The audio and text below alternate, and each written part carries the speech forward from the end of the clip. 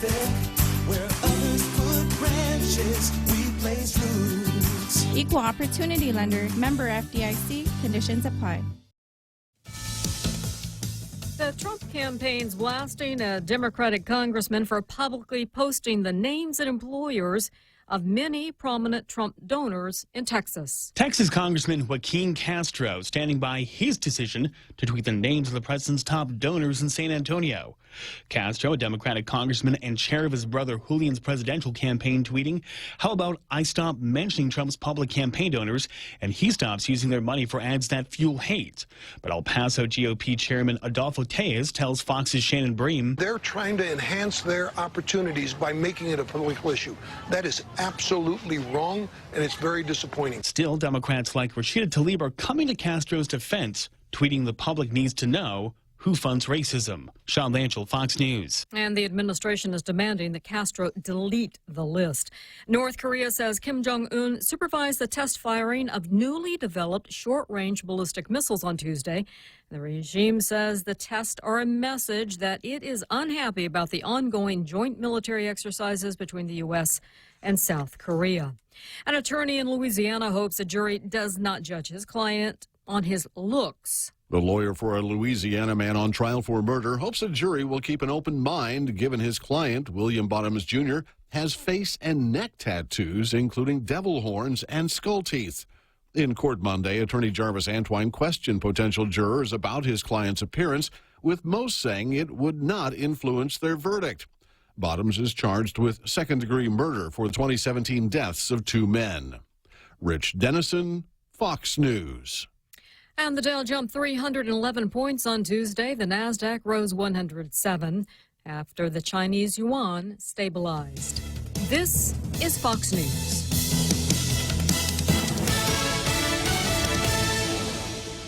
Mescla Chamorro Fusion Bistro brings you island hospitality with a true taste of modern Chamorro cuisine. A bistro look that feels like home. Their menu features local and traditional flavors with a twist. From their famous Kelaguen Hafa to fresh ahi poke salad and their award-winning barbecue ribs. Mescla takes your favorite local dishes and serves them with extra flair that you'll only find at Mescla Chamorro Fusion Bistro. Stop by their newest location in the Grand Plaza Hotel in Tumon. For reservations, call 969-2652. Mescla, a true taste of Guam. Parents, start your child's school year right with healthiness and fun. Complete your child's immunizations, annual physical, dental, or eye exam at FHP and receive a free gift for each exam visit. Perfect for back to school. Valid from July 15 to August 31st or while supplies last. Visit their website or Facebook page for more details. Call 646-5825 and press 2 to schedule an appointment today. Most private insurance accepted. FHP Health Center, our island, your clinic. Tall Tales with Bob Klitzkie is brought to you by Bank Pacific, banking on the Pacific for 65 years. Welcome to Tall Tales with Bob Klitzkie, the only show on talk radio where common sense is a lot more common. Phone lines are now open at 888-TALK. That's 888-8255. And now, The Point proudly brings you Tall Tales with Senator Bob Klitzkie. And now, sitting in for the vacationing Bob Klitzkie, here's Daryl Taggarty.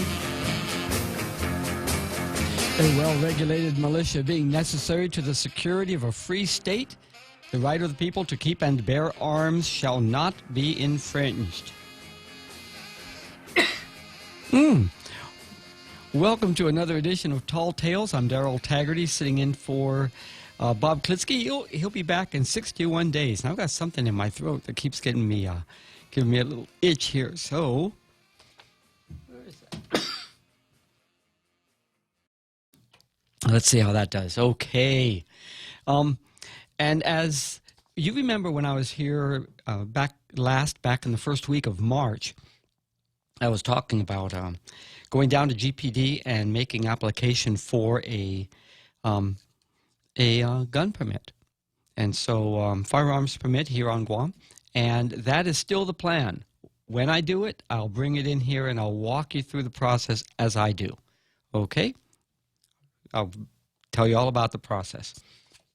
in case it's something that you have been thinking of, or maybe you did it so long ago you don't know if there's been changes since then. But we're going to be having ourselves a good time here. There's a lot going on in the news these days, and life just keeps getting more and more interesting, as if we needed to have as many distractions instead of being able to work on our future in, with the full support and cooperation of others in the community, including the people that we depend on to keep our common areas working smoothly and well. Instead of, making sure that things work smoothly and well, they become distractions and issues and topics of conversation in and of themselves. And that is just really not the way this system was designed. Government was not supposed to be an entertainment. It wasn't supposed to be it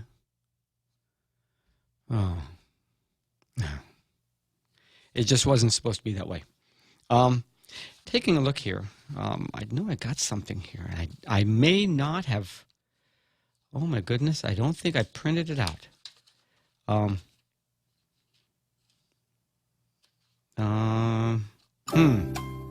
Yeah.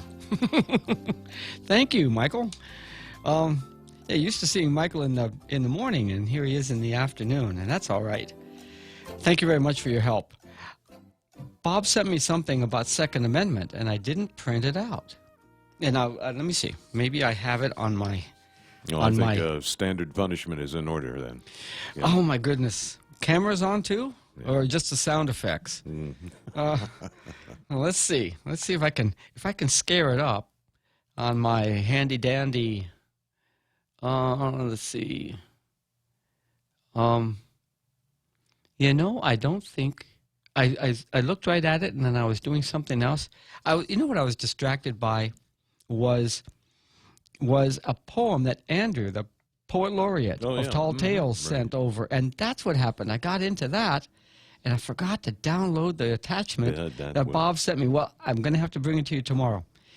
Let's go ahead and enjoy this, a bit of poetry from the poet laureate of Tall Tales. Andrew sends over this. Soon Bob will fly off on the breeze to rest and relax, be at ease. But I have a suspicion he's off on a mission to find a sweet shop selling seas. Bon voyage, Bob. Nice. Yeah, he's it was really nice. And that's what happened. I was checking, and I found that, and I was just, then I got distracted. So thank you, Andrew, for the distraction. We'll have to get back to that suggestion on Second Amendment story that Bob had sent my way just shortly before getting ready to leave the house. He wrote one about me. You want to hear it now? May as well. Sure, why not? Before the editorials. I mean, really.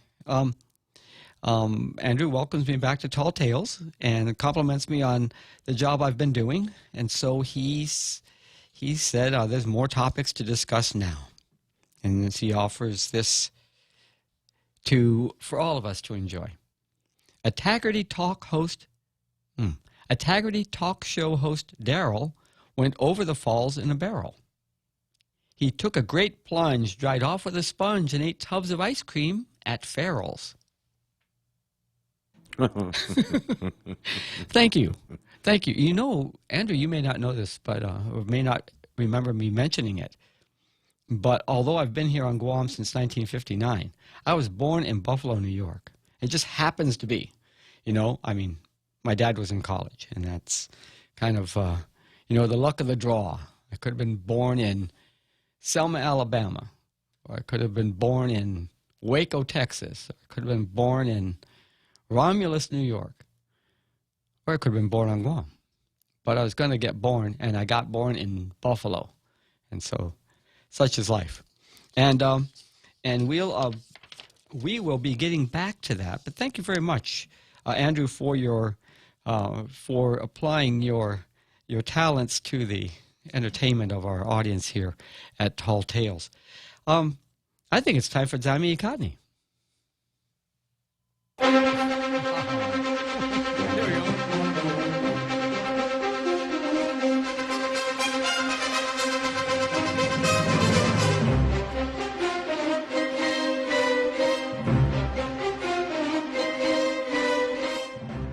we've got two editorials today, and both of them, I'm just, really, really happy to have two good local editorials. It just it frosts my you-know-what when, just like it does with Bob, when PDN it picks up something from USA Today. And it was something that was in the news I didn't print out, but Gannett was just acquired by another company. Right, yeah. And they have been, this other company has been doing just what it is that Gannett has been doing, which is... Well, that's what the big ones do. Cut the staffs and cut editorial staff and get the papers to print more national or core cadre material. Yeah, so it's the Clear Channel model. That's exactly what Clear Channel did to media over there in the main. And I'm a big fan of community radio. I'm just from the word go. I've been but I'm happy for this kind of community radio, this that we have here. So we have PDN. Has we'll start off with PDN, and the editorial reads, preventing flooding. Gov Guam must do much more to island from inundating. Huh? Gov Guam must do much more to island from inundating. Maybe you should have had a national editor editing that sub-headline. Yeah, Grammarly, anyone? Yeah, that would help, wouldn't it? Yeah, maybe it doesn't. It's not on their system. Whenever it rains heavily on Guam, especially when the deluge occurs constantly over several days, parts of the island are subjected to flooding. The big question is, why doesn't the government of Guam do more to prevent this from happening on a regular basis?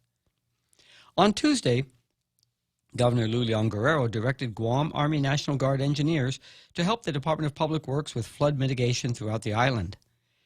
Major General Esther Agagi, the Guard's Adjutant General, sent engineers and troops to flood-prone areas to assist with the clearing of debris from stormwater drains, curb inlets, catch basins, and roadways. Quote, the men and women of the Guard are always available to assist in times of natural or man-made disasters, end quote, said Agagi. Check that right there. Public Works Director Vince Ariola said there will be future discussions to discuss long-term solutions addressing flooding, including seeking assistance and expertise from the Guam Environmental Protection Agency, the Army Corps of Engineers, and the U.S. Fish and Wildlife Service. Why are those discussions always planned for the future?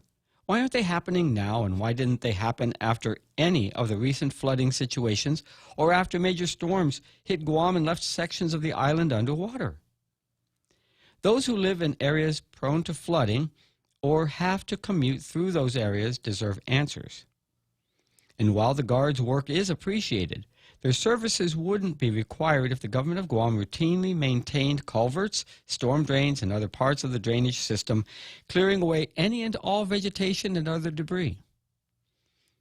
The administration and Public Works needs to work with island mayors. They know the areas of their villages particularly prone to flooding and what can be done to reduce the threat for residents and motorists. While the government needs to be proactive and do more to prevent flooding, residents can do their part by clearing drainage areas and unblocking any clogged storm drains in the area, and by considering plans that will help you to protect your property. I totally agree, but it's almost like this doesn't need to be said. I think it's part of somebody's job description somewhere, or maybe a good 20 or 30 people's worth of job description, and a couple of supervisors, and some planners and some engineers. They have engineers over at Public Works. They've got a whole building of them, and they also know exactly how all the roads were built because they've got the plans. And they know exactly how big the culverts are because they put them in. And those were all approved plans from Federal Highway. And these have been studied, and they were built. And Army Corps was involved, and they did that. All of this was engineered. Within recent memory, is at least even the culverts, the big culverts down in Molesso, were engineered to address the problem, the exact same problem they have today. But now they're allowing the culverts to fill with the same debris that gave them the problems before, when the bridge was smaller. It's not that there are more houses and that there's more runoff. It's just that they're not maintaining them. It's maintenance. Even the bridge that goes over the end of the Agania Swamp between Agania Shopping Center and Mighty, that bridge was built, especially rebuilt higher so that it would be away, the approaches to the bridge would be away from the flood water and the water could flow. But it does no good if you don't bother to maintain the approaches on the swamp end side until after it already clogs up. So this, I like the editorial because it's saying something that needs to be done, and I think people should focus on this. You know, members of the public should hold elected officials responsible because they are, after all, the ones who we put in to make sure that the rank and file of government of Guam doesn't just sit on their thumbs and wait for their paychecks. But, you know, if they've been in for 7 months, 8 months, plus, you know, a transition period, they knew they won the elections, so there's a couple months more there. They should already know what needs to be done. And this stuff needs to be done like all the time. It's a routine. But if there's no routine that they inherited in these agencies, like Public Works, if they don't have a routine of maintenance, if they don't have a maintenance plan for highways and culverts, and a plan that they work during the dry season to clear those approaches. I saw in materials from when I was here last, back in March, I found a picture of the flooding in Polaris Point from a typhoon that passed by. I think it was like a U2, right? Mm-hmm. Yeah. Yeah. Well, so why is this something that we have to call out the National Guard for? We've had plenty of time to just issue a contract if you can't do it in-house. But I know over at Public Works, they've got heavy equipment operators, they've got the equipment, they've got the plans, they've got the engineers, they've got the contracting authority, and they just have to actually have a schedule, you know?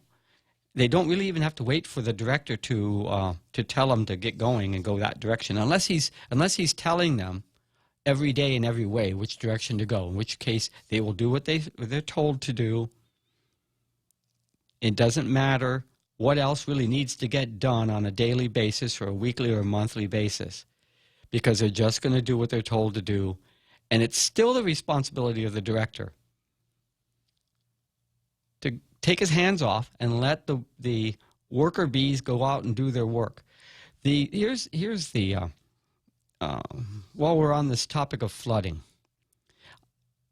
as some of you may remember me mentioning, I'm staying now up in Jigo, and I come down Marine Drive, and there is a spot along Marine Drive where, when it's raining hard, it floods Marine Drive. Now, when a roadway floods, and then you drive over it, you're tearing up the asphalt. The asphalt it's asphalt on top of a mushy base, and you just tear it up.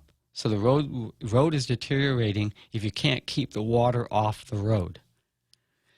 Well, the area right in front of GPA site there, as you're approaching Dedido, approaching Isengsong Road coming from the north. You look at all the culverts there. In front of Lucky Supplies, it's all cleaned out. I think Lucky just got tired of waiting for Public Works and did it themselves. And a little ways further up, it's clear too. And they had some people out there. But you know, they cleared and they didn't bother moving the debris away. And it just fell right back into the culvert and got clogged up in the culverts again, where the GPA property is accessible from Marine Drive. Every one of those culverts holds standing water, and nothing passes through. It passes through as a trickle. And there is absolutely no excuse for that. Absolutely none. Now, here it says here, while the government needs to be proactive and do more to prevent flooding, residents can do their part by clearing drainage areas and unblocking any clogged storm drains in the area. Does that mean that I got to go out there with a pick and a come along and my pickup truck and a chainsaw and pull that stuff out of the culvert myself? I mean, I could do it. And if I do it, I'm going to take a video of it and I'll post it and say, well, I guess if Public Works is not going to maintain Marine Drive, I'm going to do it. But I'm almost 65 years old. Why should I have to go out there and clean the roadway? And the mayors won't do it because they don't touch numbered roadways.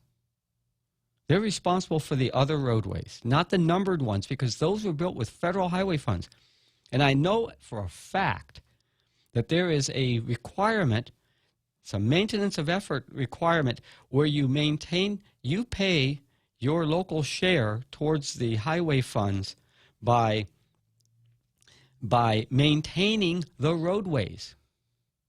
Now, we're going to get into this again because this is a pretty big, a broad responsibility. It's the maintenance of the rights of way. When we're talking about tourism, we complain that there's no grass cutting. When we have power outages, we complain because they're not cutting the trees back after how many years. And we get a storm and the branches rub on the wires, Oh, we get a big storm, and then the vendors who are using the power poles and paying for the right to string their lines on the poles for cable or whatever, those wires come down and they get all snaked up in the weeds, and then they lay there for 10 years. This is a recurring problem, and all of it is the responsibility of Public Works Highway Division, and they are supposed to be out there maintaining the roadways all the time. It's not just, okay, let's have the feds put it in, and then after the guardrails get torn up enough times, we'll have the federal money to replace all the guardrails at the same time. Or after we lose 99% of the markers on the road and the paint on the road, we'll repaint or we'll remarker. It's just such a loser way to run a government. And, I thought that in the last election we were being promised that things would be better. And this is a great example of not. So thank you, PDN, for your editorial, Preventing Flooding. It's like a no-brainer. It's like kids playing, out in the ample rain and watching the water courses in the yard or along the street. It's real elementary stuff. Guam Daily Post today, they have as a editorial, GovGuam hiring system for licensed professionals shouldn't be a joke. How am I doing on time here? Let's get going here. Many members of our community have invested lots of years, time, and money to earn professional certifications in their respective career fields. Accountants, engineers, nurses, attorneys, and physicians are among those who put their lives and the lives of their families on partial hold as they spend years in college. After having completed a 4-year degree, they struggle on through postgraduate to doctoral studies and then continue to get the requisite on-the-job training and delve into further studies to pass their respective licensing board examinations. So when it recently came to public light that Agate Mayor Kevin Susuiko, in his past job as a Port Authority of Guam employee, will get years of back pay after he was fired for lacking even the minimum qualifications for a position specified as an accountant too, members of the community of certified and licensed professionals on Guam, particularly accountants, must feel insulted or enraged.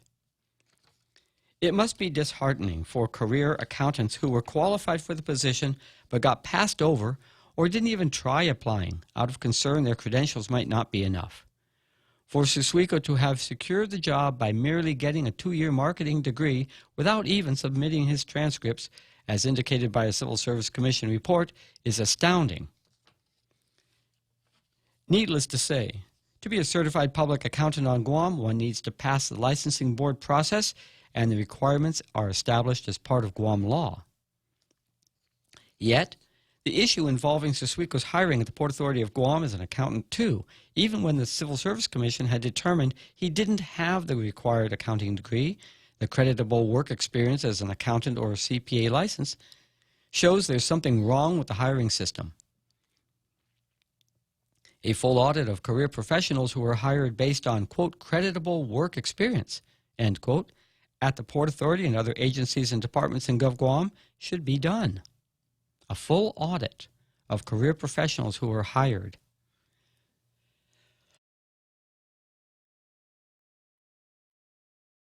based on creditable work experience should be done. In 2013, the same year, Civil Service Commission deemed Suswiko unqualified. It also determined that the accountant Salvador Guevara was null and void because the three failed to meet the qualifications at the time they were employed. Oh, I jumped here. In the same year, CSC deemed Suswiko unqualified. It also determined that the hiring of Port Authority cargo checkers Vincent A. Tovis and Jeffrey Q. Cruz, as well as accountant Salvador Guevara, was null and void because the three failed to meet the qualifications at the time they were employed. In Suswiko's case, a human resources manager gave him 12 years of creditable work experience for the accountant job, even when his experience had to do with sales-oriented accounts with phone companies, a logistics business, and a cafe his family ran. This same human resources manager is seeking to get her job back, even as, according to the court documents in a separate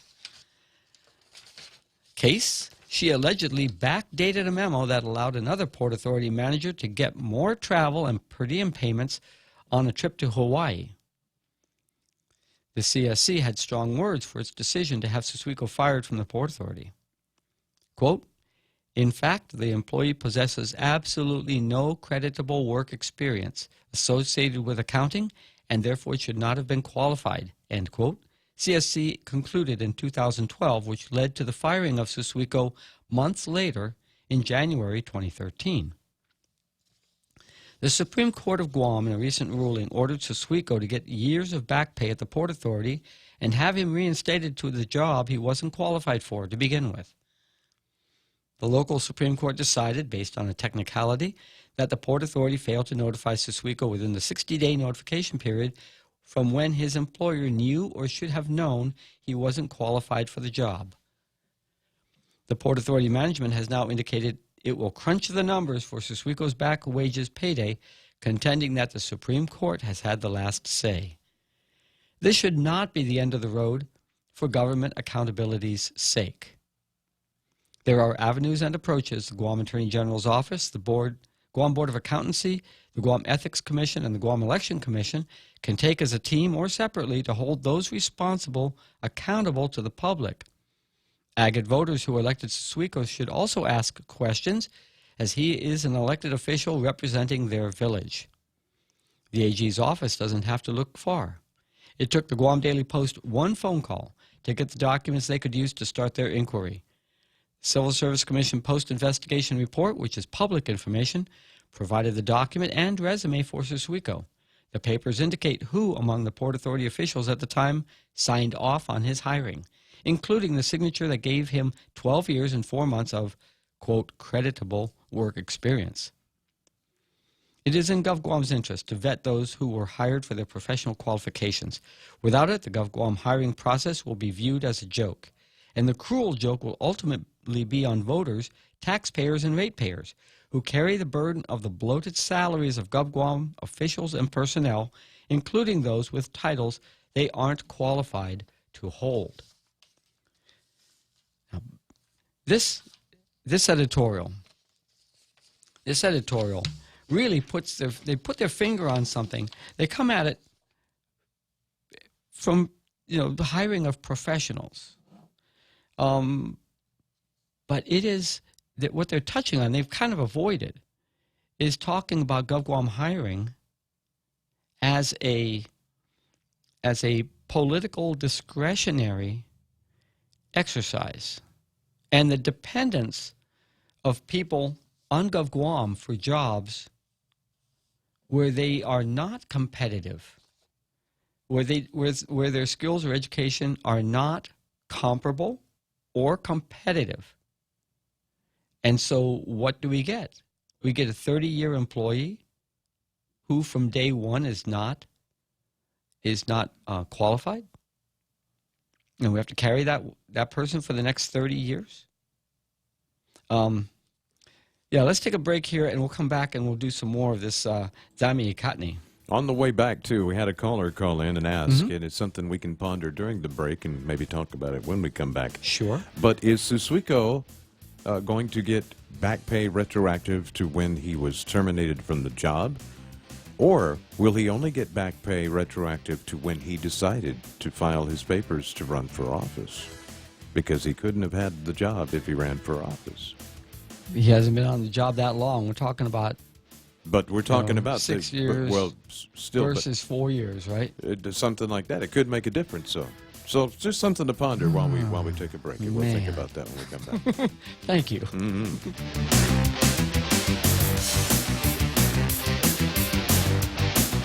It's important to have claims process that works for you. At Guahan Insurance Services, we make things simple and convenient. Same door you walk in to purchase your insurance is the same door you open to file your claim. We can't pretend that the car insurance claims process is fun, but we can promise a hassle-free and speedy recovery without any runarounds. For your home, auto, and business insurance, visit us at the Camacho Landmark Center on Marine Corps Drive in Tamuning. Don't forget to like us on Facebook or give us a call at 475-1162 or text 929-SAVE. That's 929-7283. We understand what matters to you because at Docomo Pacific, we're a family too. With the Now Family program, mom, dad, and kids stay connected on the latest devices the whole family can enjoy. For just $155 a month, get 3 lines with 30 gigs of 4G LTE data each, and endless use of your favorite apps without affecting your monthly data bucket. Add more, get more, save more. Docomo Pacific, better together. Some conditions apply. Welcome back to Tall Tales with Bob Klitzkie, Guam's single voice of reason. Call now, 888-TALK. That's 888-8255. And now, sitting in for the vacationing Bob Klitzkie, here's Daryl Taggarty. And welcome back to Tall Tales. And before the break, we were still in Zami Ikatni, and got, this. Our cup really runneth over. The last couple of weeks have just been huge, news-wise, and in issues that touch on the value of the taxes you pay, how much you're getting in services and the quality of services for the taxes you pay. And the government, our government has signed assurances and certifications for the federal money that they receive. And when they don't live up to those certifications and assurances, what happens? Receivership. DOE, the federal financial overseer there. Guam Solid Waste, the receiver, the late David Manning, and the company he came in on. Federal highway funds were frozen for 6 or 7 years until they could sort out that mess. And, it's not like we didn't have any warning. Somebody read the documents and said, oh, sure, we can take care of that. Just go ahead and just sign it. It's free money. You just look at how many people we can keep employed if we just say, yeah, we're going to do it. I've got a condo. Normally I live on Ipoh Road. And how long has it been since Ipoh Road has needed to be upgraded? And that's a federally funded road. It's been, I remember signing stuff for our condo association on the notifications of when they're going to impact our property and all that stuff. going over there and checking the property corners and signing off with Public Works and saying, sure, we're good with this. That was how many years ago? 5 years ago? 7 years ago? And it's not even on the radar now. 10 years ago.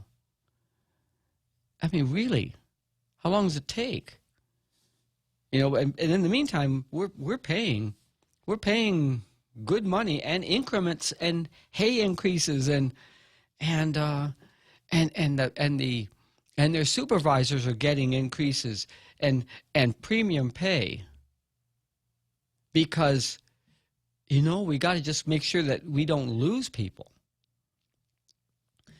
Yeah, the people that are hard to recruit are the professionals who know what they're doing and won't put up with the discretionary treatment that they get at the hands of the directors and political heavies who want to steer the department in one way or another in discretionary style. It's the agencies, if they're run in a straightforward manner, could accomplish a lot. But when they are run with political priorities of making sure that the elected officials who are associated with the agencies will be seen in a favorable light come next campaign time. And it's sort of a symbiotic relationship because the more the agencies do to support the politicians, the more the politicians do to support the agency employees. And never, ever in that discussion are they talking about what kind of benefit the people of Guam are getting from this. And why are we talking about it in August of the first year after an election? Well, Daryl, don't you know the benefit is that we get to have them in office for us? No, actually, the benefit is that we have a well-financed middle class that the private sector can't deliver. Right. And that is the bedrock of the economy. And we have people who are living comfortably without fear of not being able to meet their hospital bills because they've got insurance, they've got pension coverage, they've got stability so they can go to the banks and get loans and build typhoon-proof homes, and they can buy land and they can provide for their children and get education for their children. And these are all goods, but these are not public goods. These are private goods. And when you run the government as an employment agency, you don't run the government as a service provider to do things like clean culverts and, maintain guardrails. I mean, who else is going to go out and fix a guardrail? They don't even get the insurance companies to go out and fix the guardrail. Pick up garbage in the parks. Now there was a solution for that, and that was to use the prison labor. Yeah, even so, though, that's Parks and Rec, man. I mean, that I don't know. Years ago, people were bitching and moaning about how many employees Parks and Recreation had, and they were out there trimming bushes and picking up trash and mowing the grass, and the parks looked good. I'm talking about back in the mid-'80s. Right. And the parks looked good. When you went to a park, it was good. The trash cans were empty, the bathrooms worked, and there was parking, and if you were misbehaving, there was somebody in your face going, that is not acceptable behavior in a public place. Yeah. And it was usually some guy who was like your mother's aunt, who was or uncle who was standing there telling you, boy, I'm going to tell your mom on you, or do I have to call the police? And it was orderly. And then, but we said, no, we can't have all these people out there spending, their time, Gov Guam employees just, in the parks every day, and so they stopped that. Yeah. Yeah, well, and now we have more employees, except Guam's now white-collar heavy. Yes. It's that important, all-important middle class. But that is not what we need. We need the services. And if we had the services and we had the middle class, nobody would mind. But when you have this protected political class, that's why we have, if this wasn't the case, there'd be very little for this radio station to do. Right, yeah. You know, that this industry thrives on the dissonance between what we understand to be what we're supposed to be getting and what we see happening. Don't blame it on the newspaper for telling us. Don't blame it on talk radio for talking about it. The people who are involved, whether it's the employees taking their paycheck and not giving an honest day's work, and there's some of them. I know many, many, many, many people inside Gov Guam who do an honest day's work. Right, yeah. But I'm talking about the discretionary spending. Because with that discretionary spending, the legislature should be able to ferret it out. It's their job as the oversight responsibility, and that's what's going to come up in the discussion about the budget. That's where we are now, and it comes up every year. Are they going to give the governor grief over the productivity of the government of Guam? Probably not, because otherwise, by God, we're going to sick those employees on you, and then not a one of them or their families are going to vote for you, Senator, the next time around. That game has got to stop. It's driving this community into the ground, and it's going to take voters who are not living by that ethic to express themselves. And it can't be during campaign time. It's got to be on the off year. Because now is the time that they should be working on this. The legislature should be doing their work this year. So the benefits of what they've done are going to be evident by next year when they run for office, for re-election. But they're not, and I spoke about this last time I was here, back in February, March. I said, wait until you see the budget, and then in the budget it'll show you what the changes will be for the next year. It's too late now. The administration came in, and all they have is the budget law that they inherited. But this budget law was requested, and then they requested, and they didn't have any plan in that requested budget.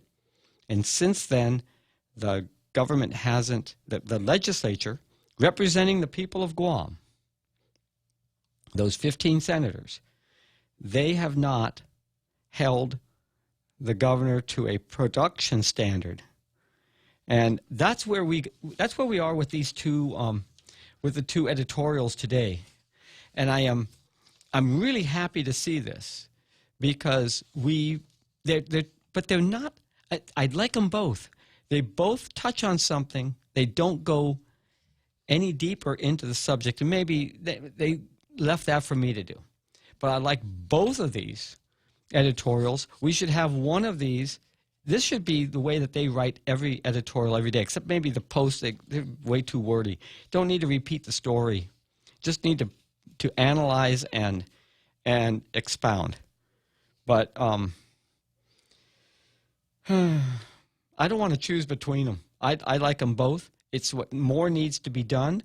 And so I am going to, here's the blue pen, blue pencil. But, you know, I mean,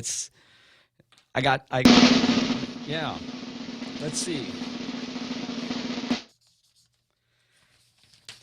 I'm going to give them both a blue star, because I want to see this every day. And I'm going to be here for another 60-some days. Bob gets back in 61 days. I'll be gone on the 58th day or something, right? But 61 days from now, Bob will be back. And by that time, are we going to solve the problems of the world? Probably not. Probably not. But the two leading newspapers in this community can do more with their editorial voice to encourage the people of Guam, generally served, generally at the mercy of of what can be done in our name and with our money to satisfy our needs. Not our desires, but our needs. And so thank you very much, Guam Daily Post and Pacific Daily News, for hunching down and getting these editorials out. Ah, man, that's only page 1. Yeah, well, let's take a break here. And we'll be right back with more Tall Tales.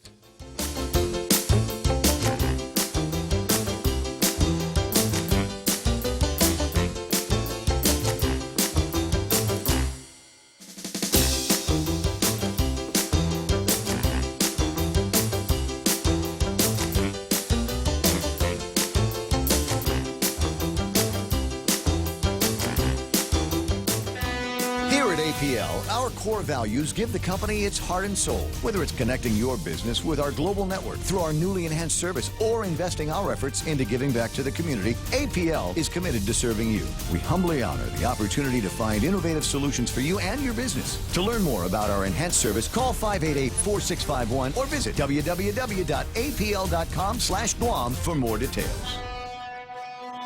Hi, welcome to this Subway ad for the new ciabatta collection. How do you want it? I'll take the slam poultry. Sure. Italian ciabatta with mozzarella. When hunger reigns, you're my favorite umbrella. Tasty garlic steak and provolone. With you, my taste buds are never alone. Savory chicken pesto, you have my affection. For you complete the ciabatta collection. Thank you. That was the new ciabatta collection by Subway. Limited time only at participating restaurants. Tall Tales with Bob Klitzkie is brought to you by Bank Pacific, banking on the Pacific for 65 years.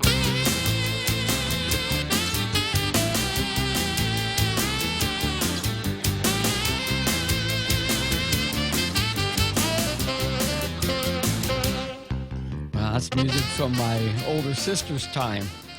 You know, I used to watch the girls go down to the Liberation Day Carnival and watch all the girls in the hot pants.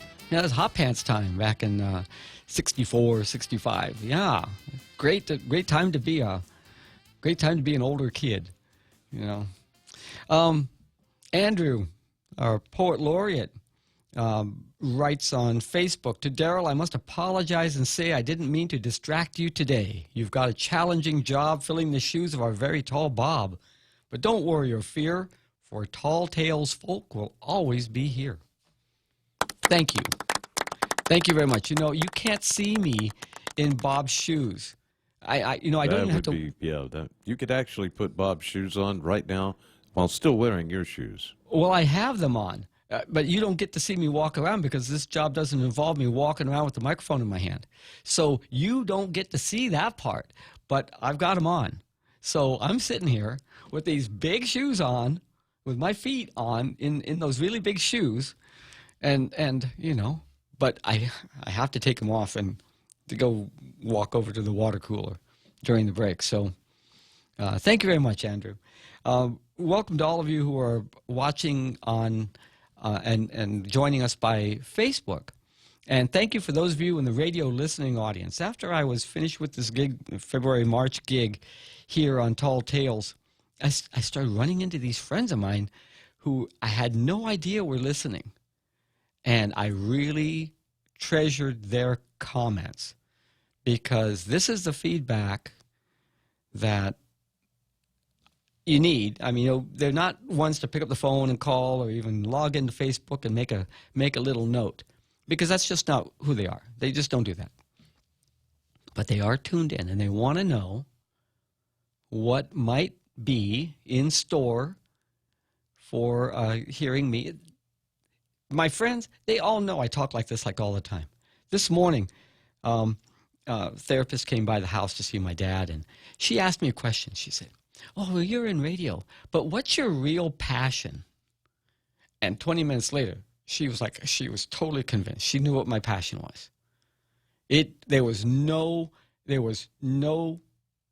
doubt that my passion was that someday this island would have competent and conscientious public service. That is my heart just leaps for that. It's not doing a jazz show or writing my recumbent or coming in here and da da la la la. It's or going to work, and I have on occasion gone to work downtown for one or another elected official. Going back to Wampat's time. Going back to the time of, President Nixon. It's about competent and conscientious public service, because that is when you will get the best value for your tax dollar, and we can move forward and do anything that we want to do as a body politic. There is no other way to go forward. It doesn't matter if we're talking about going forward to independence or going forward to statehood or going forward to just becoming the Hong Kong of the Pacific. You can't do anything until you get rid of all this wasted effort with the diversion of our $1 billion government of Guam to guarantee the careers of people who are not pulling their weight, who are not doing the job that the job description says they're supposed to do. I'm not talking about Siswico. I'm talking about every single body who draws a GovGuam check. And I'm not talking about the ones who do break a sweat every day and do put in a competent work and conscientious work. I'm not talking about them. I'm talking about the ones that they know in their agencies are not pulling weight, and the agency is not moving forward with technology and the times. And every 2 years, we change our underwear. We used to have 21 underwear. Now we have 15 underwear that do the all-important job. And they just don't seem to get in gear. No matter how much they promise, we get the same old stuff. And it's just killing us. We're just here playing. We're just here playing American. We're just here playing GovGuam. We don't have to actually do anything. We just play around because, the land doesn't really belong to us. It belongs to the United States. So let's just have a good life. And never mind, everybody will just kind of seek their own level and find their own way in the world. And if they don't like it, they can get on a plane. And if they really like it, they can come by plane. Or what? No. No. That's just playing around. And so, thank you, Andrew. And I see that Mark is watching. Mark Mendiola is watching, and I got a message from Kotwal Singh. He says, why not use the people who are in prison, eating and having fun, while we work hard for them, just to think about this? We can. If we had a Department of Corrections who had a real, plan to reward those who behave, and prison industries, right? And get them out to do some of these things to augment the GovGuam workforce and get them some fresh air and some skills. Pair them up with a company like LMS or somebody, right? But, so yeah. I see Ken Leonguero's watching. I've got Pierre Tareen saying, howdy, Daryl. And Deepanshu Sharma, hi, love from India. All right. Thank you very much. Hi. Tom Van Engen saying, Hafide, Daryl, and Tall Tales Posse, have a good 61 days. I'm just getting started. It's just the first hour. I have to. I have to jump in the saddle and ride. You're seeing it happen. First hour.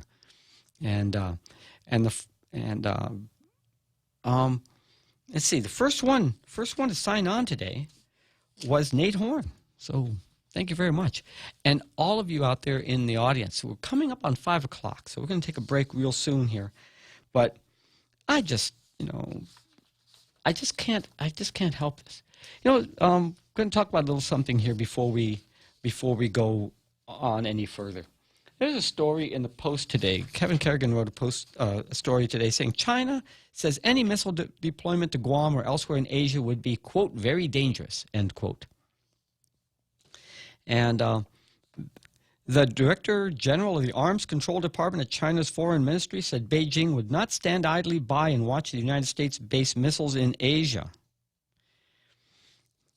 Fu Kong told reporters in Beijing Tuesday that if the U.S. deploys missiles in this part of the world at the doorstep of China, China will be forced to take countermeasures, according to a report from the Reuters news agency. Fu was responding to U.S. Defense Secretary Mark Esper, who on Saturday in Washington, D.C. said he was in favor of, quote, placing ground-launched intermediate-range missiles in the region soon, possibly within months, states the Reuters report. Esper did not say whether the United States would deploy an intermediate-range missile system, but the French press agency reports that experts believe the most likely location is here on Guam. When asked about Guam during Tuesday's press briefing in Beijing, AFP, French press agency, said that Fu said any deployment in Guam would be viewed as, quote, a very provocative action on the part of the U.S. and it can be very dangerous, end quote. You know, it's not like we didn't see this coming. It's been the defense posture for how many years? We're going to talk about the 2020 MILCON budget and what it means to us here on Guam. You know, we've been waiting for this Guam buildup. And the Marianas has always been strategic. So let's take a break here at 5 o'clock, and we'll be right back on the other side with more Tall Tales.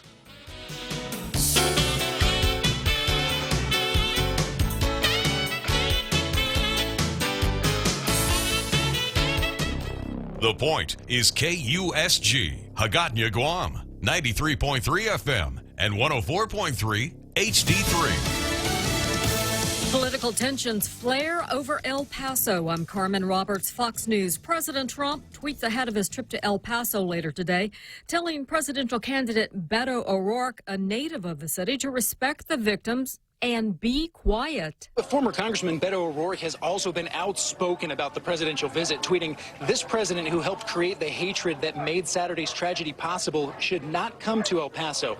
We do not need more division. We need to heal. He has no place here." Fox's Garrett Tenney. O'Rourke's not the only person opposing the president's visit. White House Deputy Press Secretary Hogan Gidley is defending the trip.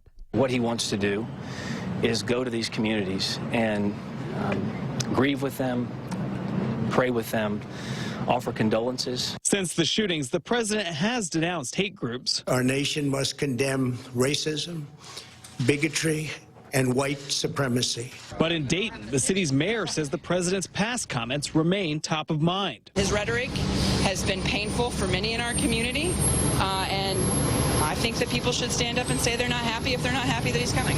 Fox's Mark Meredith reporting. The FBI is investigating the Dayton gunman and the shooter in the Garlic Festival in Northern California. Agents say that both men had an interest in violent ideologies. The FBI says it's investigating the Garlic Festival shooting as domestic terrorism and that the gunman had a list of potential targets. These organizations from across the country include religious institutions, federal buildings, courthouses, political organizations from both major political parties, and the Gilroy Garlic Festival. FBI agent in charge John Bennett, a victim of that shooting, 13-year-old Kayla Salazar, buried yesterday. This is Fox News.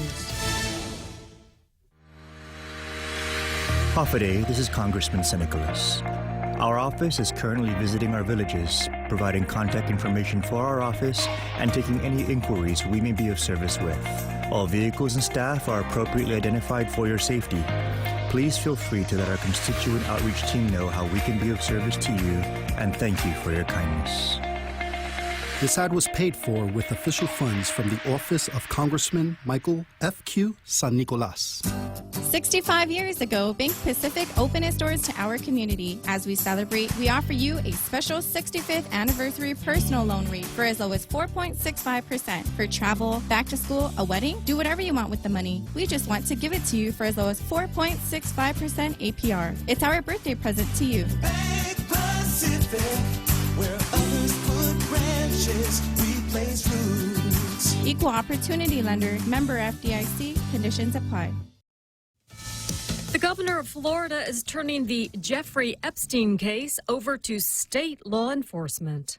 Governor Ron DeSantis ordering the Florida Department of Law Enforcement to review a work release program that allowed convicted sex offender Jeffrey Epstein to go to his office as part of a work release program while he was at the county jail a decade ago. Last month, the Palm Beach County Sheriff opened criminal and internal affairs investigations into Epstein's 13-month sentence. Epstein pled guilty in 2008 to prostitution-related charges involving underage girls, but was allowed to spend most days at his office. Epstein faces new federal sex trafficking charges in New York. Lisa Lacera, Fox News. Drug overdoses in the U.S. have fallen for the first time in nearly 30 years, and public health officials think they know one reason why. It's estimated that well over 130 Americans a day die of drug overdose. Now prescriptions for naloxone are soaring. Orders for the overdose reversing drug doubled from 2017 to nearly 600 million. It's available at over 50,000 retail pharmacies across the country. The U.S. is in the midst of the deadliest drug overdose epidemic in history, fueled by the availability of cheap heroin and synthetic opioids like fentanyl from China. 68,000 American lives were lost in 2018, a slight dip from 2017. Many credit the leveling off to the availability of naloxone,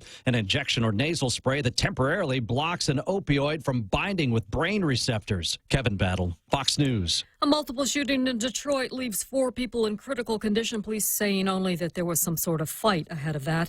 And the rash of mass shootings in America has people on edge. A loud noise in New York's Times Square last night sent pedestrians scrambling for cover. Police later tweeted the noise came from a motorcycle backfiring. I'm Carmen Roberts, and this is Fox News.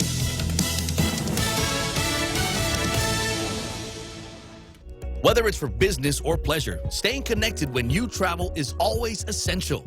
And now when you travel to South Korea, enjoy free data roaming with Docomo Pacific.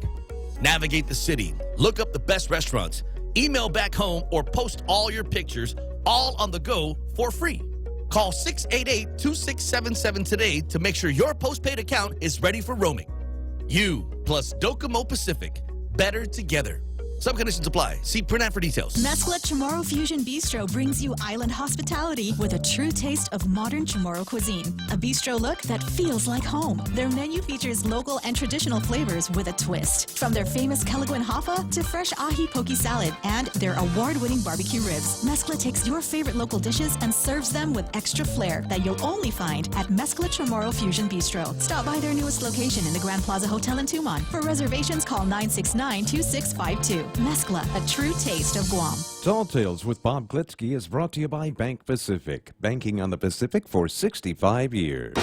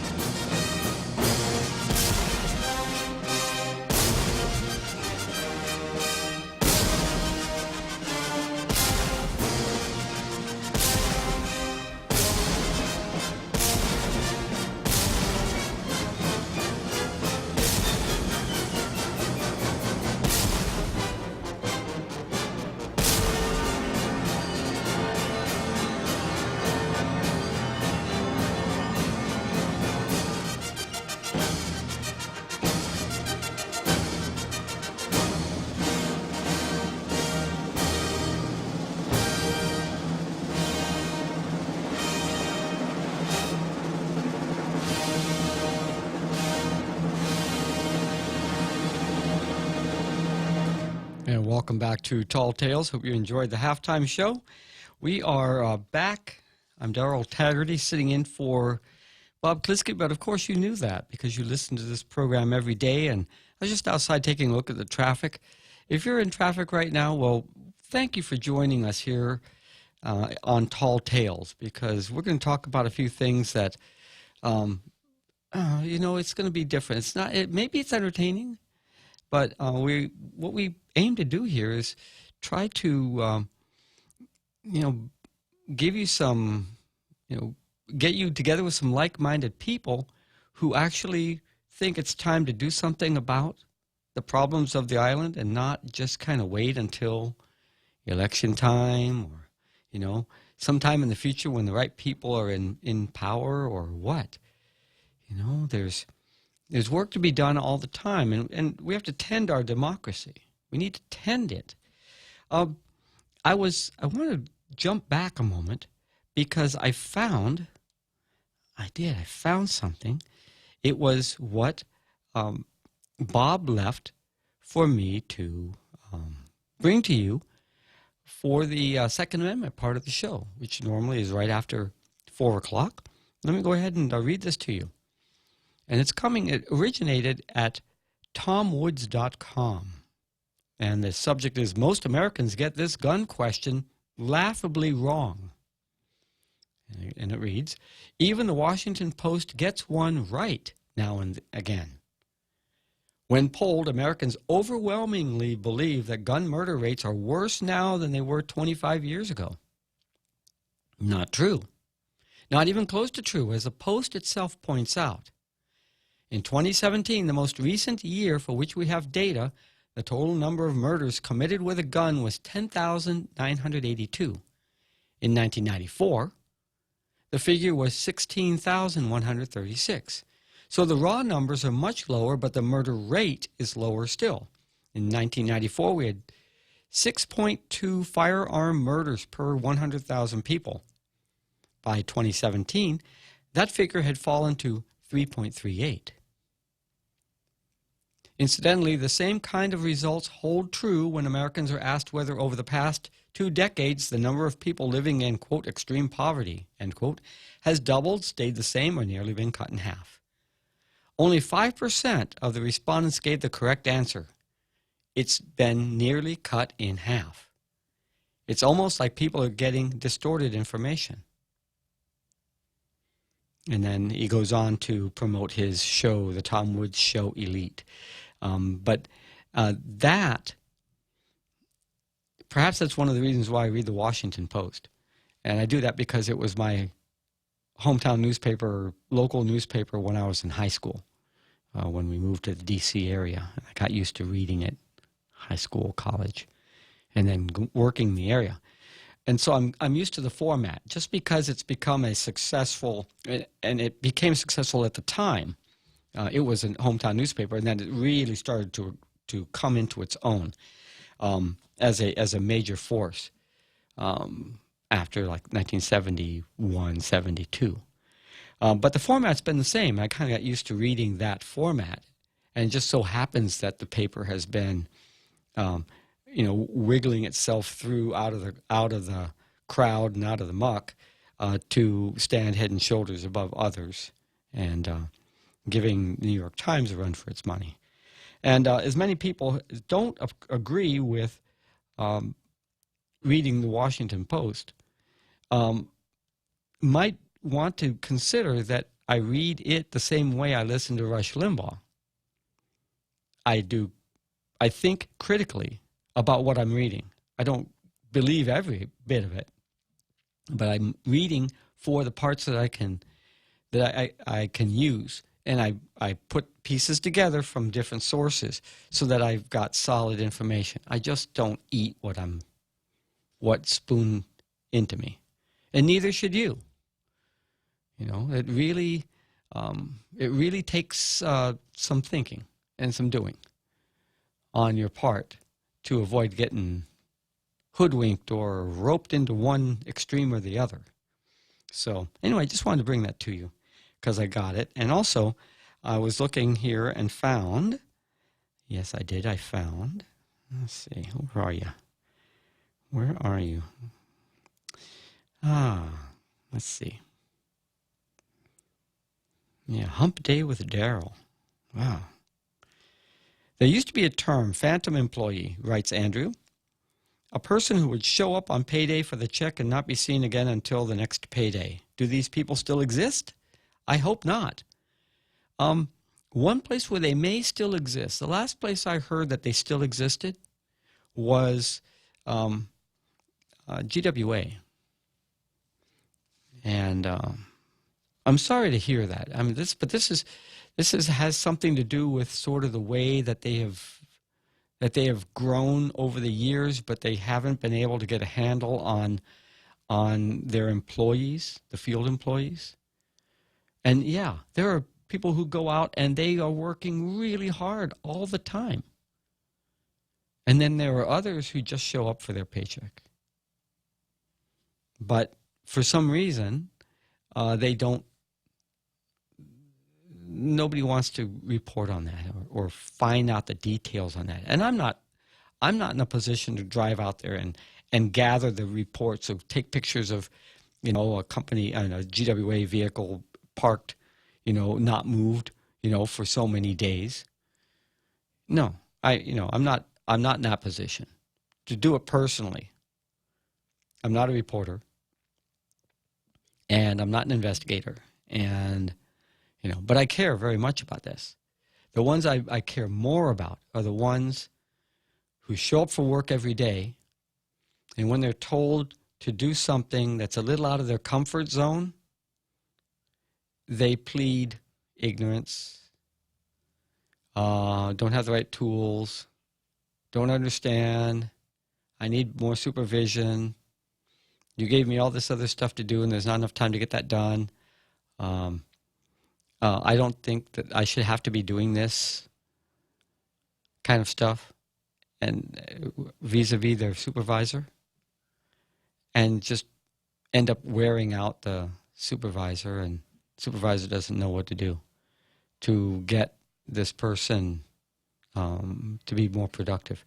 And you realize that the government of Guam wasn't set up. The employee protections are set up to protect the employees from political retribution. And the pendulum is swung the other way, so that now the employees don't have to progress with the times, and the directors and supervisors don't know how to tweak the system in a way that will make it roll forward faster to keep pace with technology and the demands of the community and the budget restrictions. It hasn't happened. Apparently, it hasn't happened. One of the items on the card, Bob Klitzkie has his portion of the show, which is about this time, the card. And I've got his card that he started yesterday, although he didn't check off what he had covered, and he went through pretty quickly trying to cover everything. Here it is. He's got a whole long list. Trump versus white supremacy, Pocahontas versus wampum, Josh and Janela versus John Fernandez, Ethics Commission versus Francis Ariola, Chamorro Independent Commission versus Decolonization, Moylan versus the Democrats. Yeah, he covered a lot of this. Squad report. Taxpayers versus Chamorro Independence Commission.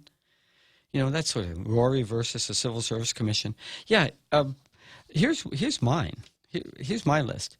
Senator Joe St. Augustine versus career senators. About the budget. The governor submitted a budget. He's got his Office of Finance and the OFP, right? The Finance and Budget, OFB. And he's got a great person in his office heading up that effort. Steve Guerrero, you know him, he ran for senator. And he was one I thought should get in. But he is, he's a long-time career employee at BBMR before. He's retired now. And he's now working in Joe St. Augustine's office crunching that budget. And I'll tell you what, you'd have to look long and hard to get somebody better, understands Gov Guam better. So what happened with the budget the bill that Joseph Augustin just put back in with the budget that he had the hearing on yesterday. Did he go far enough? Was he being too timid with it? By kind of just putting it out there and having a hearing? Did he go too far? Was he overly technical about it without laying the political groundwork to kind of smooth it through so that he wouldn't have this objection? I'm sorry, but you have to give me more money because you didn't give me what I asked for. I mean, that should never have been coming out that way.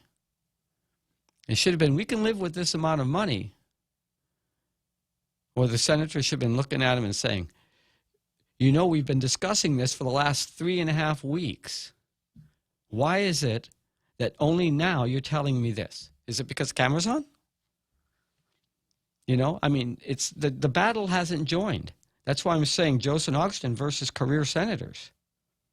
Is he trying to do something that the other senators don't want to do? He's leaving them hanging out there. Is he challenging women's leadership? Is he trying to be something? Is he trying to be, swing his weight around and the women are just not going to have it? Is he doing consensus building behind the scenes? Does he have 8 votes to pass this budget vis-a-vis the administration? Is he being a lightning rod? Is he taking a hit for the team? Is it just like is he being the point man? Is he the burnt offering?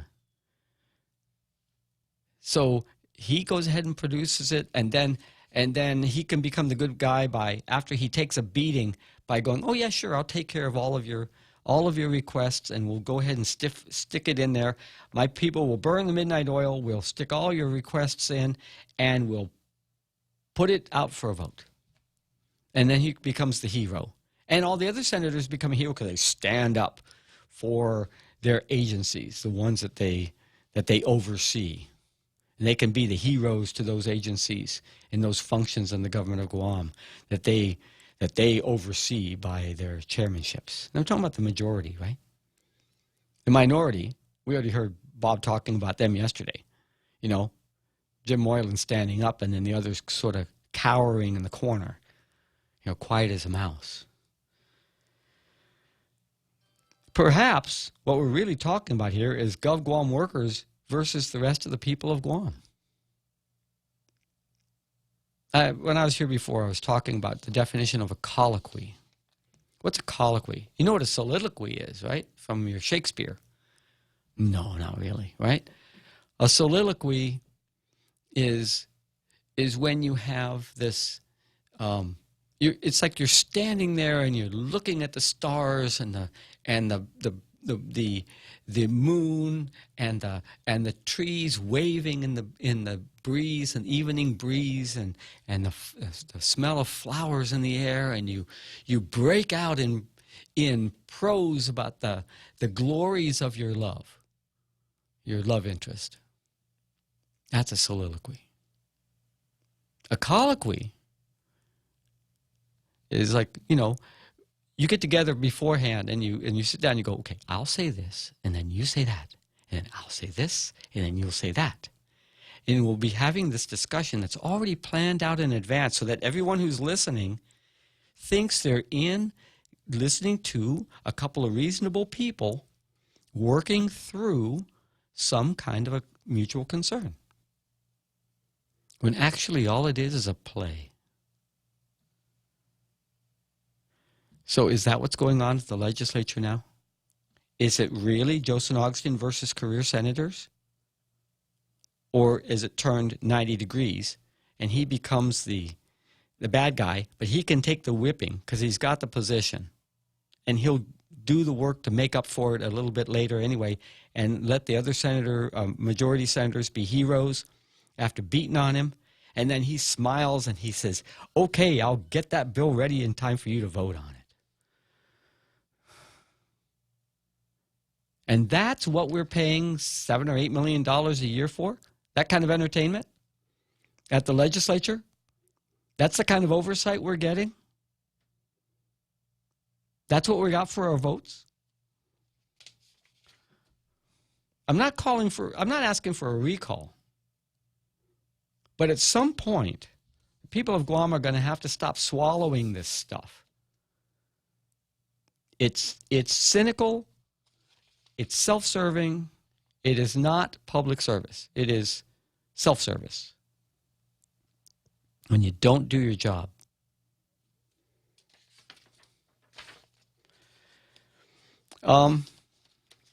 Public works versus the seasons.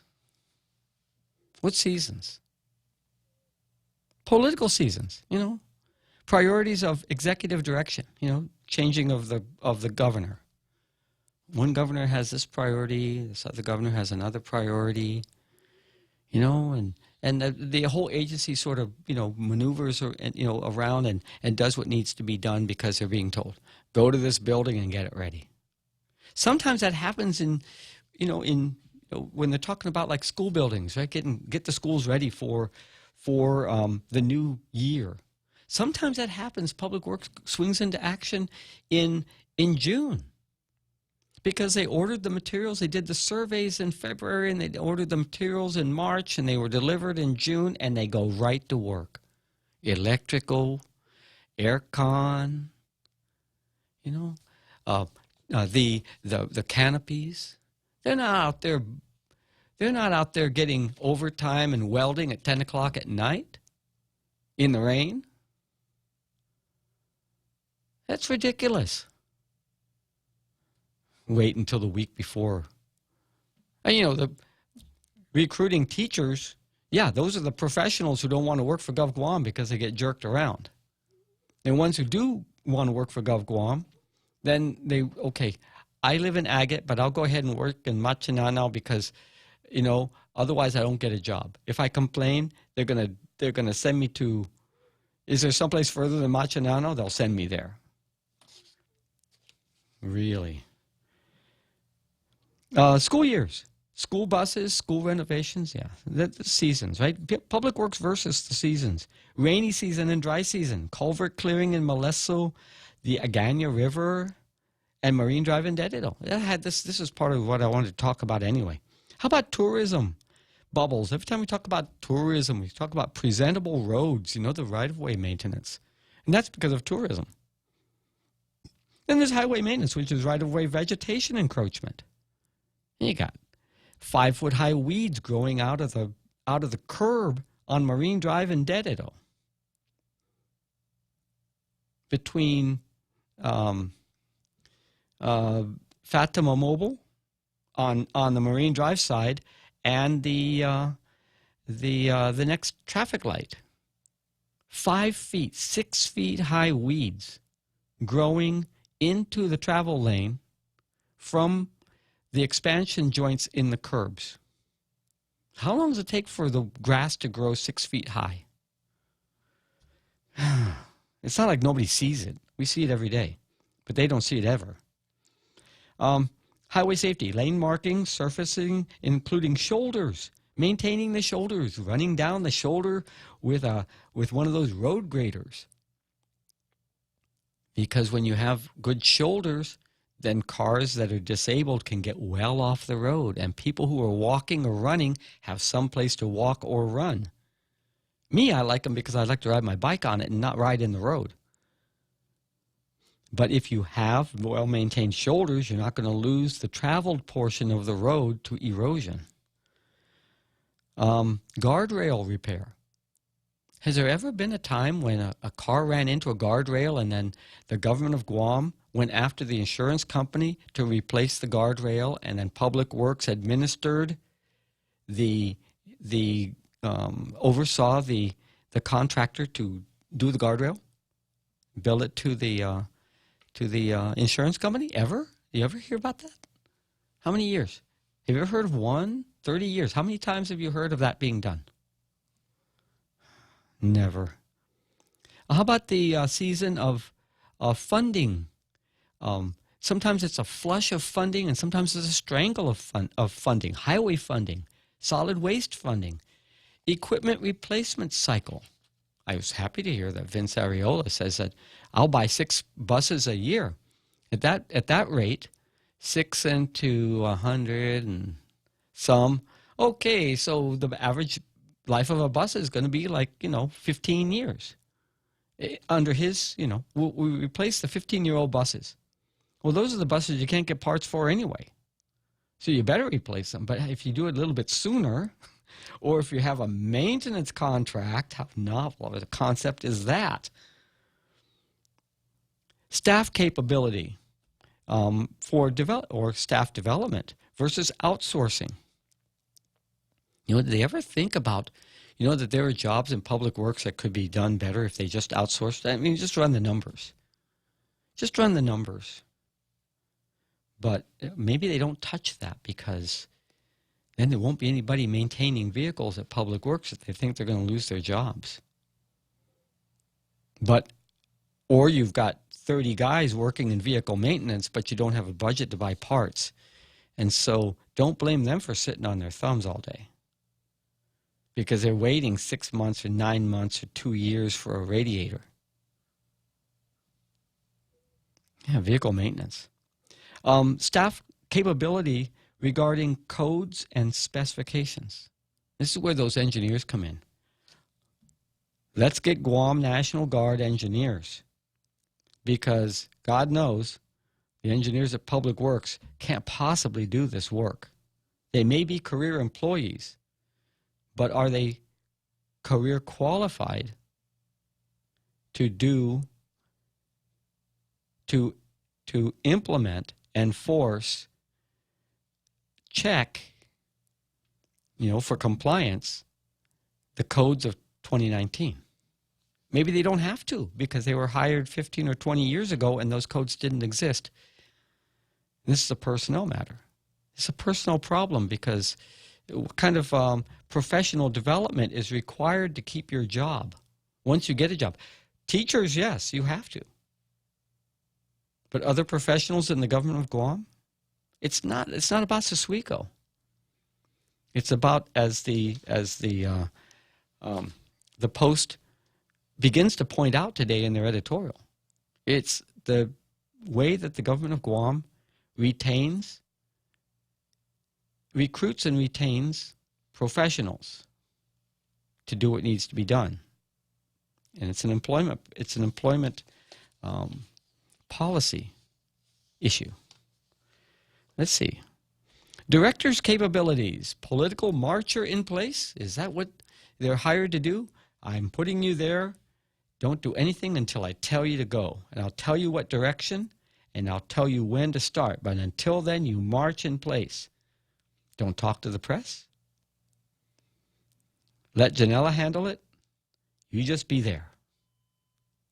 And don't rock any boat inside your department because we don't want to lose any votes.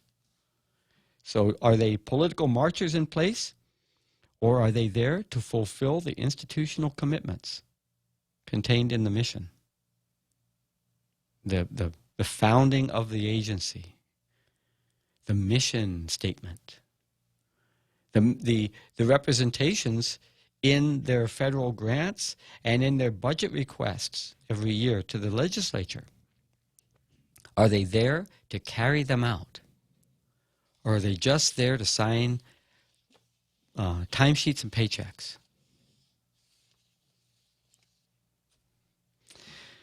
5:31. 7. Wow, we're already there.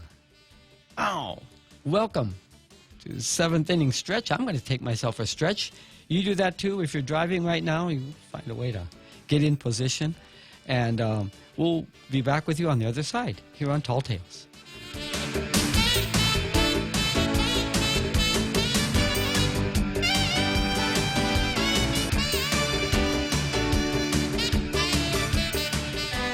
Here at APL, our core values give the company its heart and soul. Whether it's connecting your business with our global network through our newly enhanced service or investing our efforts into giving back to the community, APL is committed to serving you. We humbly honor the opportunity to find innovative solutions for you and your business. To learn more about our enhanced service, call 588-4651 or visit www.apl.com/Guam for more details.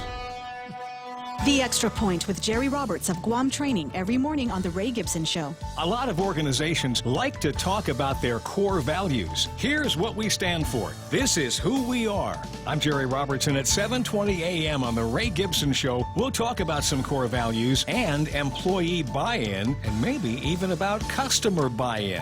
You can find daily transcripts of The Extra Point at guamtraining.com. Brought to you by Guahan Insurance Services and First Hawaiian Bank on 93.3 The Point. Tall Tales with Bob Klitzkie is brought to you by Mezcla Chamorro Fusion Bistro, inviting you to try their garlic roasted Dungeness crab, featuring 2 pounds of Dungeness crab marinated with a secret garlic sauce and served with special chow mein noodles. Visit Mezcla in Hagatna and now in Tuman at the Grand Plaza Hotel. For reservations, please call 969-2652.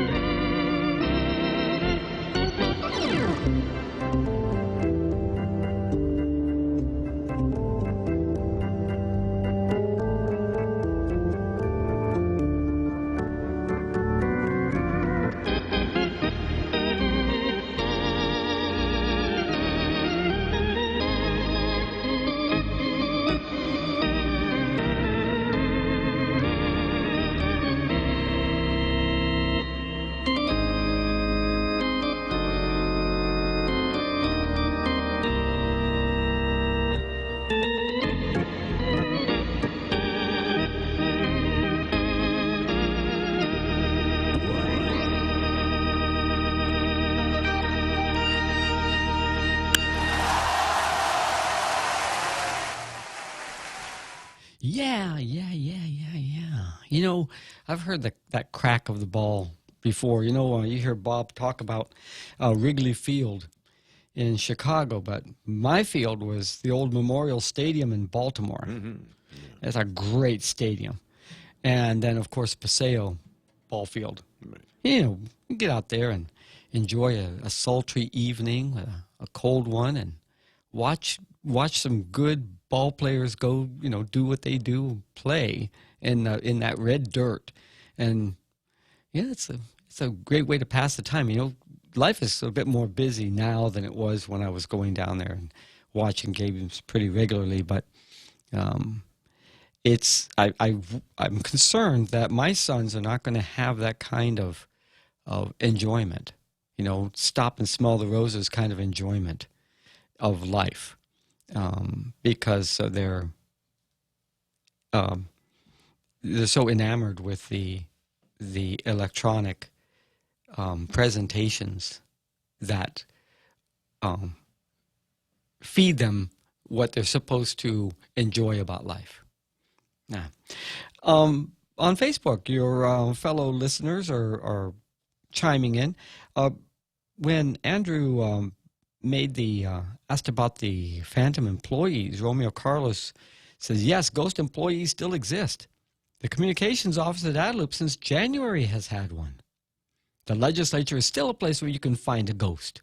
The speaker had ghost employees every term she has served as senator. Be careful about asking that, though. You might find your favorite senator has a few ghosts in their closet. And you know, you've heard me talk about this because I've worked at the legislature and I've put in these long hours and I've seen where people just kind of waiting on 5 o'clock to roll around, and I've got enough work for me to stay there until 8 because I got something going on at 7 the next morning, and so I have had no patience for that. But of course, you can't speak up when you're down there. You know, you're there to do your own job, and everyone is connected to the king or queen, and, you know, directly. And it's not unless you were hired to be the one to be the go-between. And I never was hired as a go-between. I was hired as a technical person. But I would see this, you know, happening over and over and over again. Richard Leon says, it's the Pari Connections and Familia Name Politics Handbook mentality. The Guam public only about higher salaries for doing nothing for this small island population. Just saying.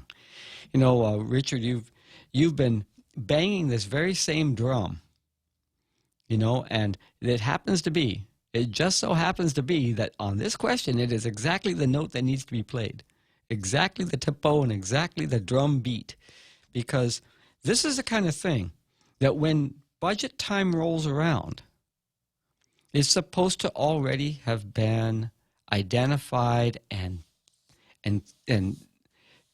scheduled for retirement or improvement or phasing out at the end of September, and then by October you get on a new footing and you use the budget year and the new budget year as a reason to make these little improvements and so people don't get offended. But no, it's the same old stuff time after time. And you've heard me talk about this, about the need for a part-time legislature and the need for, with a part-time legislature, a professional staff. So the staffers who are hired, who are nominated by the senators, are vetted by and approved by, for hiring, by the Legislative Council. And they do their work under the Legislative Council for the senators. But the work passes not from a senator to the staffer. It passes from the senator to the Legislative Council to the staffer who does the work, doesn't know which senator he's working for. He's just doing the work that needs to be done, whether it's working up a bill or preparing a public hearing, then they would know who. But preparing the public hearing, all of the ministerial stuff, you know, making the copies and making sure people are notified and to find out who are the best people to bring in and speak on the subject to inform the senators. Have the hearing, and then after the hearing, compiling that information, making sure it goes out to all the committee members so they all, whether they were there or not, they've got all that information in front of them to make a decision. And some of the recommendations on how to improve the proposal, the bill, right? It just seems like every 2 years it's like reinventing the wheel, and it's always reinvented to the political advantage of the incumbent, which is why you got to get away from that. And we'll be talking about this more. I'm going to be here for another couple of months, so you know this isn't the end of it. But thank you so much for chiming in here on Facebook. If you are interested in calling, by all means, I haven't mentioned the number once this time, but it is 888-8255 or 888-TALK. If you're looking at your phone and it's got letters, you can just 888-TALK. And when I see that number blink, I was kind of expecting to hear from Tom. And of course, we've got the posse out there, and maybe I'm not sure if you're taking a break, you know, like on a little vacation, or you got on the plane with Bob, or you're just kind of waiting to see what I might have to say. That's okay. That's fair game too. But you know, I love hearing from you. You can even call and tell me I don't know what I'm talking about. You can. I'll take it like a man, okay? And I'll just, you know, I'll respect your viewpoint. You can get in and say it. Although, you know, I mean, subject to, you know, the seven words. But, you know, we can have a discussion here. 888-TALK, 888-8255. Feel free to call. If you've never called before, I'll be gentle. You know, if you're a talk radio virgin, I'll know that right away, just by the way you approach it. Okay. In the meantime, while you're going to the phone, the China versus the United States in Asia. Okay, we're talking about, you know, the card. Who's fighting who? This is an ongoing thing. This isn't going away. You know, Guam was taken as a coaling station because ships couldn't go from Hawaii to the Philippines. Some ships couldn't go that distance without stopping for coal. And so they needed a coaling station. Why were ships coming out to the Philippines? Because because the United States wanted an empire in Asia. They already had a thriving trade between the state of California and China and Japan in the second half of the 1800s. Huge, thriving trade. But the United States didn't want to be like Britain and France and Germany and Japan and carve out sections of Portugal and carve out sections of China for their own area. They wanted access to all of China, which is why you had the gunboats and whatnot, sandpipers, right? So, but in order to have a presence in Asia, the United States took the Spanish colonies and took Guam. It's no different than it was, 120 years ago. It's just no difference at all.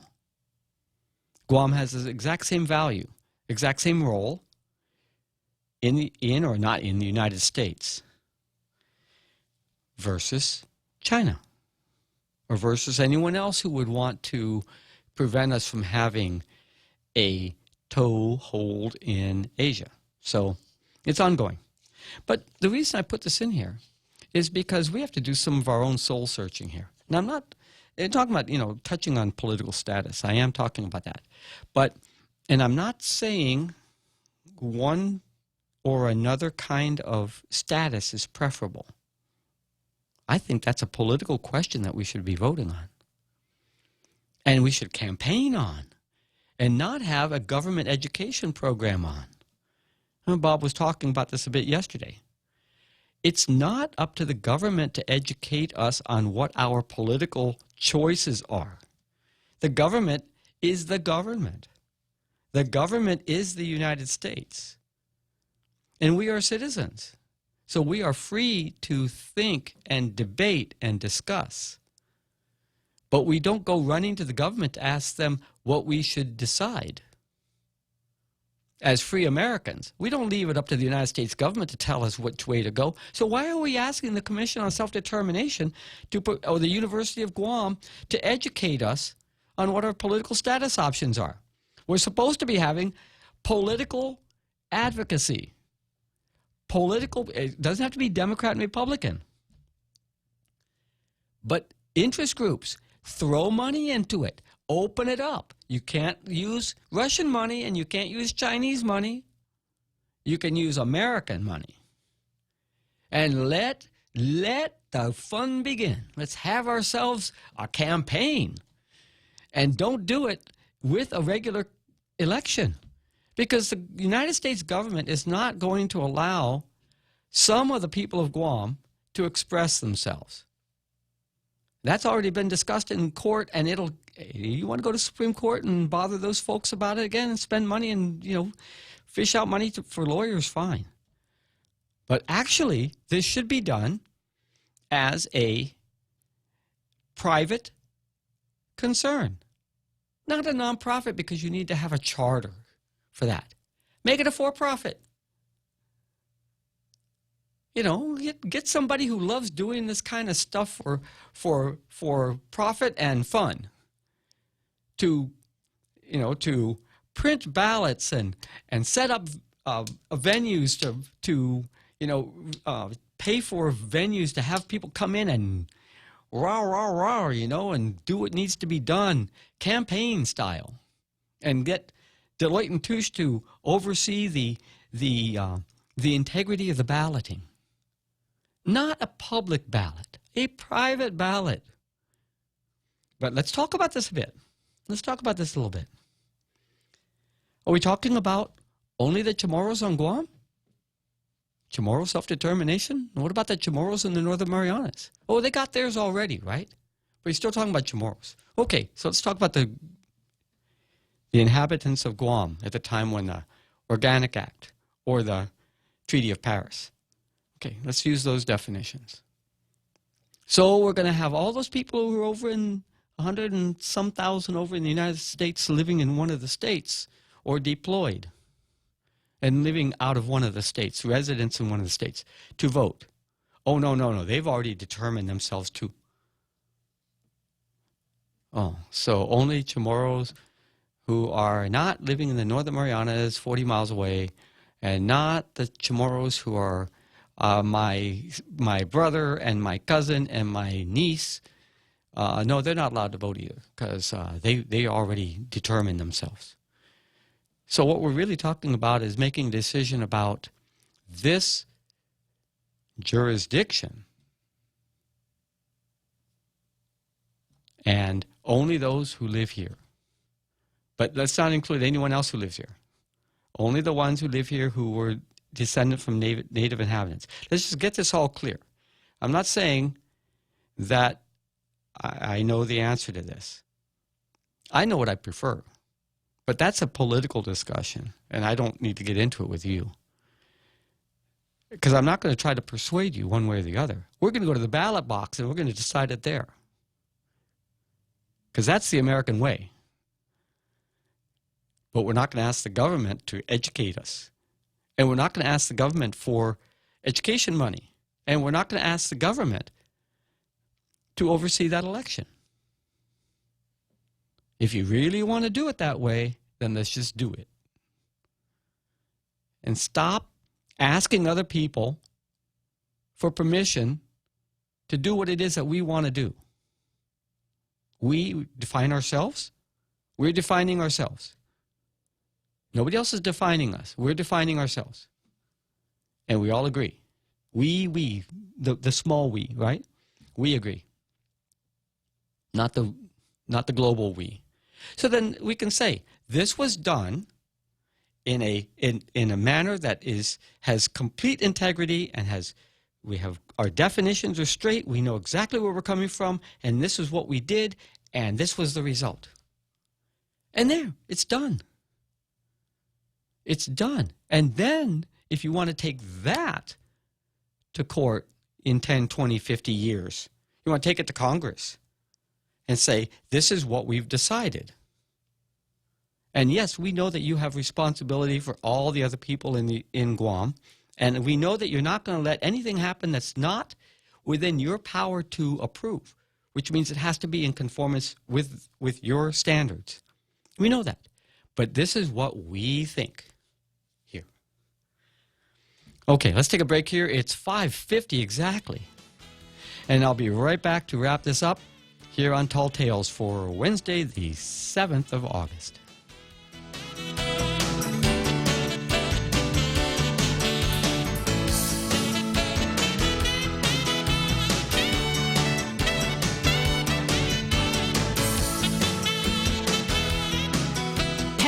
Start your child's school year right with healthiness and fun. Complete your child's immunizations, annual physical, dental, or eye exam at FHP and receive a free gift for each exam visit. Perfect for back to school. Valid from July 15 to August 31st or while supplies last. Visit their website or Facebook page for more details. Call 646-5825 and press 2 to schedule an appointment today. Most private insurance accepted.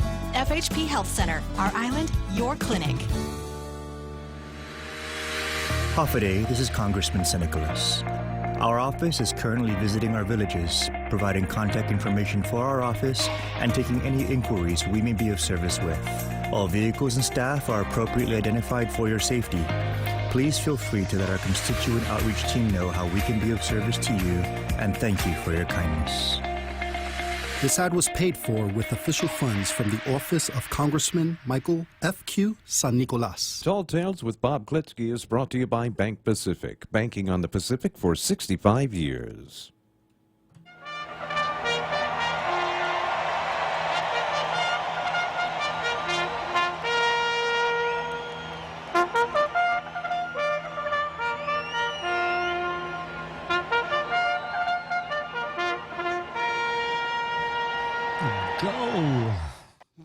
Go.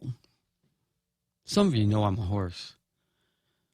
I don't mean that way. I mean, I was born in the year of the horse. So, I hear that, to the post. I'm just, ready to run. Ready to run. But I'm not ready to run yet. I got still 8 minutes here, 7 minutes here. Continuing with this China versus U.S. and Asia.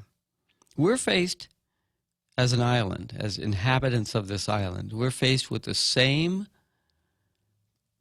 concerns that my mother was concerned about in 1940, when the U.S. military evacuated their family members from Guam.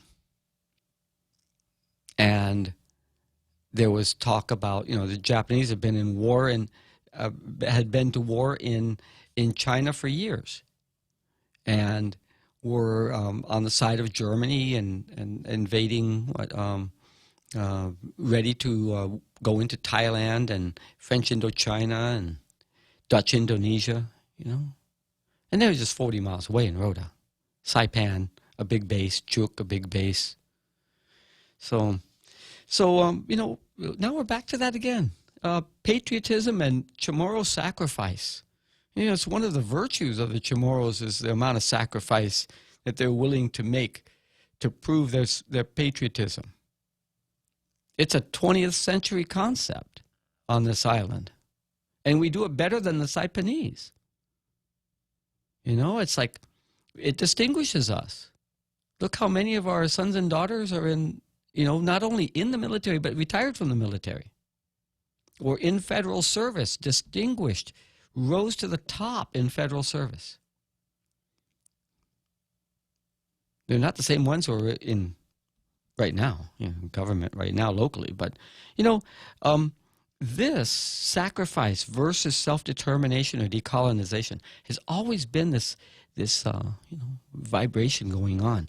But in context, I'm not making an argument against political expression as Americans, but this is a reason to express ourselves with better situational awareness of regional geopolitics and as a potential body politic vis-a-vis other Americans who are fully represented in Congress. In Congress, the same Congress that holds plenary power over us as a territory per the Constitution. This is where we have to have a better idea, simplify this civics lesson, and make sure that everyone's on the same page. If we're not, our leaders are going to continue to play around with the issue, and they don't have to bother getting down to hardball. And it's not talking about hardball politics against the U.S. government, but hardball politics within the U.S. government, as part of the U.S. government. We need our leaders to play better ball. We need them to play ball as well as our little leaguers play ball. That's how good. And our seniors that we send out to, friendly games in Australia and whatnot. We need our elected, seriously elected leaders that we fund and we give big staffs and power to play ball as well as our little leaguers. Go to win. Strategize. Know what you're doing. Get out there and get it done. Not for any particular purpose except to get beyond where we are. Raise our profile. Not just as a destination brand USA. Not just, so that we can dance around and say, yeah, we are like, dancing hula here. But that we're a serious part of the United States. If they're not going to let us go, then we need to throw their arms around us and say, you're not just a disposable piece of real estate out there that we took to make sure that we had our finger ready to poke in the eye of China. We were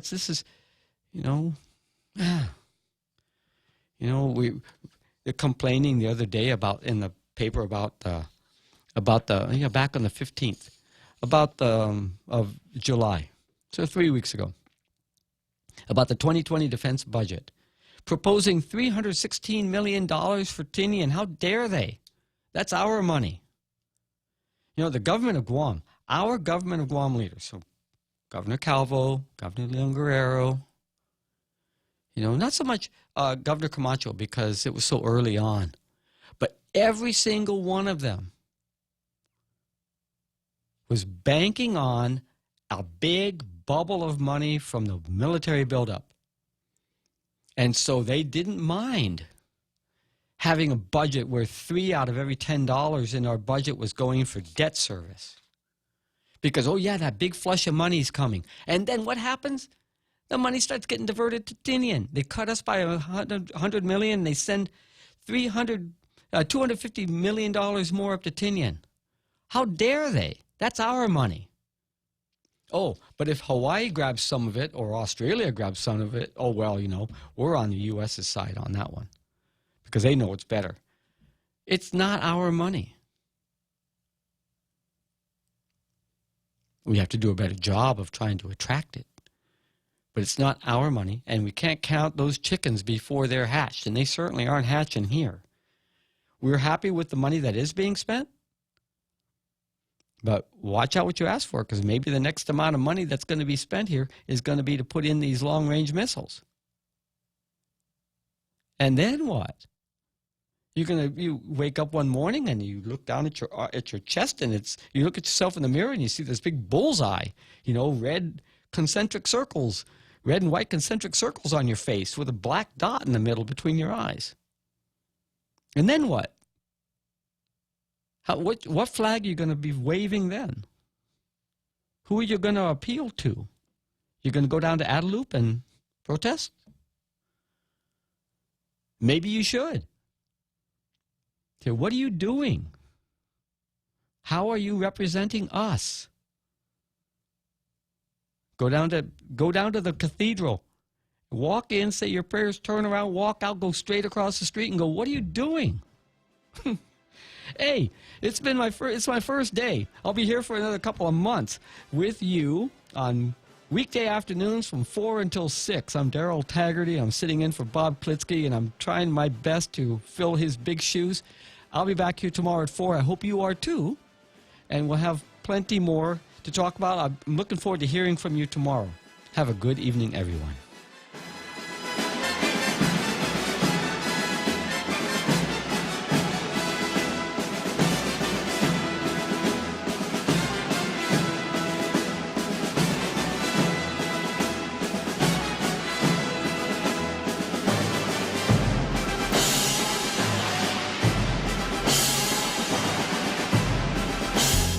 The Point is KUSG, Hagåtña, Guam, 93.3 FM and 104.3 HD3.